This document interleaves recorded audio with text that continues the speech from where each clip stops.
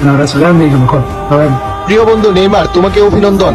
দীর্ঘ 3 বছর পর জাতীয় দলে ফিরাই ও ব্রাজিলের দুর্দান্ত জয় দেখে হঠাৎ লাইভে এসে নেইমারকে নিয়ে যা বললেন আর্জেন্টিনার মহাতারকা Lionel Messi.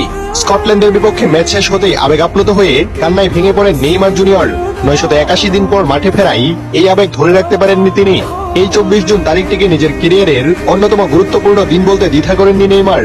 Match mixed জুনেই footballer বলেন, আমি অবশ্যই এই দিনটিকে আমার জীবনের সবচেয়ে বিশেষ দিনগুলোর একটি হিসেবে বিবেচনা করতে পারি, কারণ ব্রাজিল জাতীয় দলের জার্সি পরাটা প্রতিটি ছেলের স্বপ্ন।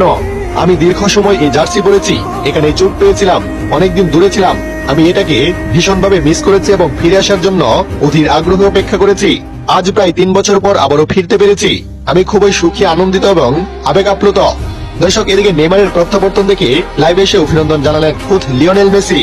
দীর্ঘদিনের পূর্ণ বন্ধু ফেরা নিয়ে মেসি বলেন, 3 বছর পর দলে ফেরাই আমিও খুব খুশি হয়েছি।